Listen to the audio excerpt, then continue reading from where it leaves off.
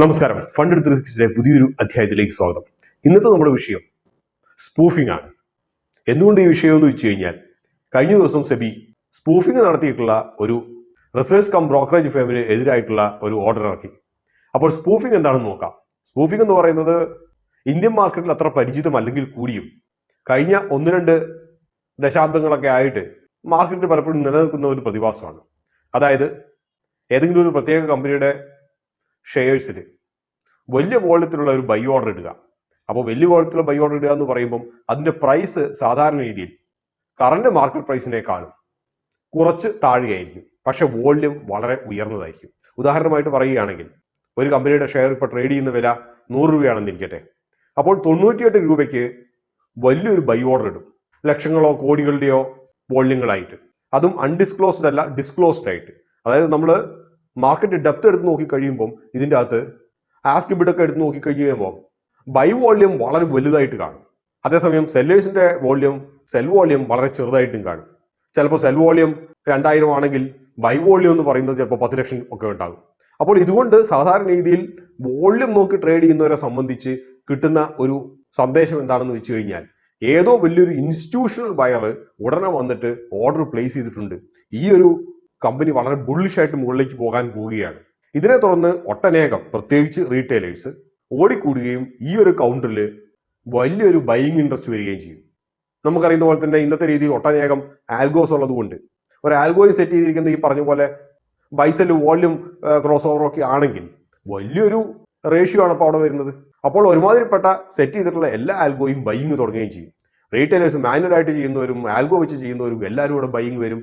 100 രൂപയിൽ ഇരുന്ന ഈ ഒരു ഷെയർ കുത്തനെ കുതിച്ചുയർന്ന് അപ്പർ സർക്യൂട്ടിൽ എത്തുകയും ചെയ്യും. മനസ്സിലാക്കേണ്ട ഒരു കാര്യം, ഈ ബൈ ഓർഡർ പ്ലേസ് ചെയ്ത ആൾക്ക് ഓൾറെഡി അതിനു മുമ്പേ തന്നെ കുറെ പൊസിഷൻസ്, കയ്യിൽ കുറെ ഷെയറുകൾ ഉണ്ട് എന്നുള്ളതാണ്. അപ്പോൾ ഇത്തരത്തിൽ വില കുതിച്ചു വരുമ്പോൾ എന്ത് ചെയ്യും? ആ കുതിച്ചുയർന്നത് ഒരു അവസരമായി കണ്ട് വിറ്റൊഴിവാക്കും. ഇതിന് നേരെ തലതിരിഞ്ഞൊരു പരിപാടിയും പറയാം. അതായത് ഇൻ കേസ് 100 രൂപയ്ക്ക് വിലയുള്ളത് ഷെയർ താഴേക്ക് വന്നുകൊണ്ടിരുന്നാൽ എന്ത് സംഭവിക്കുന്നു കൂടി പറയാം. താഴോട്ട് വന്നുകൊണ്ടിരുന്നാൽ അതിപ്പോൾ 100-ൽ നിന്നും 99-ലെത്തി, 98.5 എത്തി.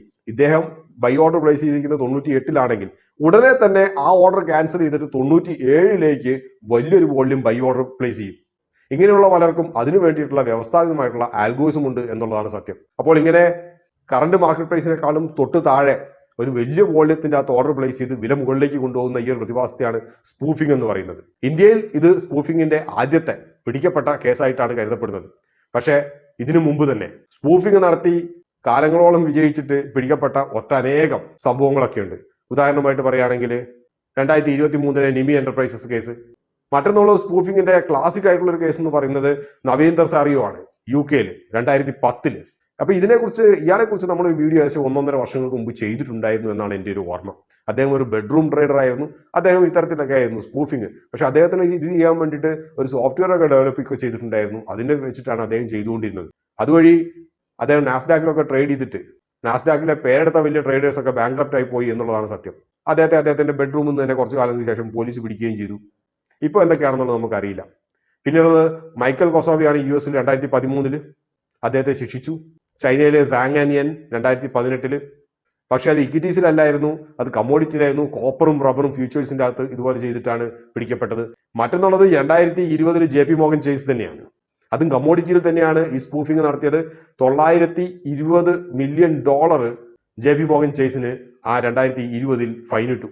അപ്പോൾ നമുക്ക് ഇന്ത്യയിലെ കാര്യത്തിലേക്ക് വരാം. ഇത് പട്ടേൽ വെൽത്ത് അഡ്വൈസേഴ്സ് എന്ന് പറയുന്ന ഒരു കമ്പനിക്കെതിരായിട്ടാണ് സ്പൂഫിങ്ങിനെ സെബി കണ്ടെത്തിയത്. ഇങ്ങനെ ഇവരുണ്ടാക്കിയ ഏകദേശം 3.25 കോടി രൂപയുടെ അടുത്തുള്ള ലാഭം തിരിച്ചടയ്ക്കാൻ വേണ്ടിയിട്ട് സെബി ഉത്തരവിട്ടിട്ടുണ്ട്. പട്ടേൽ വെൽത്ത് ഏകദേശം 173 കമ്പനികളുടെ മുകളിൽ ഇത്തരത്തിൽ സ്പൂഫിംഗ് നടത്തി ട്രേഡ് നടത്തി ലാഭം ഉണ്ടാക്കി എന്നാണ് കരുതപ്പെടുന്നത്. അപ്പോൾ എല്ലാവർക്കും സ്പൂഫിങ്ങിനെ കുറിച്ച് ചെറിയൊരു അവബോധം ലഭിച്ചു കാണുമെന്ന് കരുതുന്നു. അപ്പോൾ റീറ്റെയിൽ ഇൻവെസ്റ്റേഴ്സ് ആണ് പലപ്പോഴും ഇത്തരത്തിലുള്ള സ്പൂഫിങ്ങിന് ഇരയായി തീരാറുള്ളത്. കാരണം മിക്ക ഇൻസ്റ്റിറ്റ്യൂഷൻ ഇൻവെസ്റ്റേഴ്സും അവർക്കെല്ലാം ഒരു വെൽ എയ്ഡ് പോളിസീസ് ഉണ്ട്. എത്ര ലാഭം ലഭിക്കുമെന്ന് പറഞ്ഞാലും ആ പോളിസീസിന്റെ അകത്തോ അല്ലെങ്കിൽ സ്ട്രാറ്റജിക്കകത്തുനിന്നോ അങ്ങോട്ടും ഇങ്ങോട്ടും മാറാൻ വേണ്ടിയിട്ട് ഡീവിയേഷൻ എന്ന് പറയുന്നത് സാധാരണ രീതിയിൽ അത്ര എളുപ്പമല്ല. അതേസമയം റീറ്റെയിൽ ഇൻവെസ്റ്റേഴ്സ് പലപ്പോഴും എടുക്കുന്ന തീരുമാനങ്ങൾ പെട്ടെന്ന് തോന്നിയെടുക്കുന്ന തീരുമാനങ്ങളാണ്.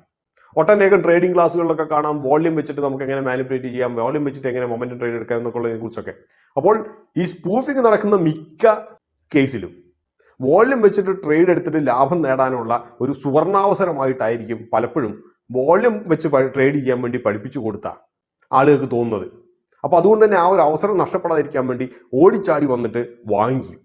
കാരണം പെട്ടെന്ന് ഒരു ബൈയിങ് വോള്യൂം കൂടി വരുന്നു, അത് സെൽ വോള്യത്തിന്റെ ഏകദേശം 10-25 ഇരട്ടിയാകുന്നു. അപ്പോൾ ഇത് അവസാനത്തെ ബസ്സാണ് വിട്ടു പോകുന്നത്, ഉടനെ ഓടിച്ചാടി വാങ്ങിച്ചാലേ നടക്കൂ. അപ്പൊ അതുകൊണ്ട് പെട്ടെന്നുള്ള ഒരു ബൈ വോള്യൂം റൈസ് ചെയ്യുന്നത് ഇത് കാണുമ്പോൾ ഒരു സുവർണാവസരമായിട്ട് കരുതുക എന്നതിന് പകരം കുറച്ചൊക്കെ ഒരു സംശയദൃഷ്ടിയോടുകൂടി നോക്കിക്കാണുക. ഇത്തരത്തിലുള്ള കൃത്രിമമായിട്ടുള്ള ഒരു മൊമെന്റം ക്രിയേറ്റ് ചെയ്യുന്നത് അതിന്റെ പുറകെ പോകാതിരിക്കുക. മറ്റൊരു കാര്യം, സാധാരണ രീതിയിൽ ചെയ്യാൻ പറ്റുന്ന ഒരു കാര്യം, നിങ്ങളൊരു മൊമെന്റം ട്രേഡർ ഒക്കെ ആണെങ്കിൽ ഈ പറഞ്ഞ പോലെ അതിഭീകരമായിട്ടുള്ള ഒരു വോള്യൂം ഇല്ലാത്ത സ്റ്റോക്കുകളിൽ നിങ്ങൾ നിങ്ങളുടെ കൈ വെക്കാണ്ടിരിക്കുക. ഈ 173 സ്റ്റോക്കുകളിൽ ഈ പട്ടേൽ വെൽത്ത് ട്രേഡ് ചെയ്തു സ്പൂഫിംഗ് നടത്തി എന്ന് പറയുന്നത് നിങ്ങൾ എടുത്തു നോക്കുക. ആ സ്റ്റോക്കുകൾ മിക്കതും അതിഭീകരമായിട്ടുള്ള വോള്യൂം ഇല്ലാത്തതാണ്. എന്തുകൊണ്ടാണ് വലിയ വോള്യൂമുള്ള വലിയ സ്റ്റോക്കുകൾ നോക്കണമെന്ന് പറയുന്നത് വെച്ച് കഴിഞ്ഞാൽ, ഇത്തരത്തിലുള്ള ചെറിയ ചെറിയ ആളുകൾക്കൊന്നും വലിയ കമ്പനികളുടെ സ്റ്റോക്കുകളുടെ വോള്യൂംസ് കാണത്തക്ക രീതിയിൽ വലുതാക്കാൻ വേണ്ടിയിട്ടുള്ള ഇതൊന്നും പ്ലേസ് ചെയ്യാൻ കഴിയില്ല. ഉദാഹരണമായിട്ട് നിഫ്റ്റി 50 സ്റ്റോക്കുകളൊക്കെ ആണെങ്കിൽ മില്യൺസിലാണ് ട്രേഡ് ചെയ്യുന്നത്. അപ്പോൾ അത്രയും വലിയ വോള്യൂം പ്ലേസ് ചെയ്തെങ്കിൽ മാത്രമേ ഈ പറഞ്ഞ പോലെ ഒരു വോള്യൂം ഇൻഫ്ലേഷൻ ഉണ്ടായതായിട്ട് കാണുകയുള്ളൂ. അതത്ര എളുപ്പം നടക്കുന്ന കാര്യമല്ല. പക്ഷെ അതേസമയം വോള്യൂം കുറഞ്ഞ സ്റ്റോക്കുകളിൽ ഒരു 10,000 ബൈ ഓർഡർ തന്നെ വലിയൊരു ഇമ്പാക്റ്റ് ഉണ്ടാക്കും. അപ്പോൾ അതുകൊണ്ട് ഇന്ത്യയിൽ പുതുതായിട്ട് അത്ര പ്രചാരമല്ലാത്ത ഒരു പുതിയ തരം സ്റ്റോക്ക് മാർക്കറ്റ് തട്ടിപ്പും കൂടി വന്നെത്തിക്കഴിഞ്ഞു എന്ന് മനസ്സിലാക്കുക. പട്ടേൽ വെൽത്ത് ഏക സ്പൂഫറാണെന്നൊന്നും വിചാരിക്കരുത്. ഇതേപോലെ ചെയ്തുകൊണ്ടിരിക്കുന്നവരും ചെയ്തവരും ഒക്കെ ഒട്ടനേകം ഉണ്ടാകും. 100-ൽ ഒരാളെയെങ്കിലും ഒക്കെ പിടിക്കാറുള്ളൂ എന്നുള്ളൊരു സത്യം മനസ്സിലാക്കുക. നമുക്ക് മറ്റൊരു അധ്യായത്തിൽ വീണ്ടും കാണാം. അതുവരെ നന്ദി, നമസ്കാരം.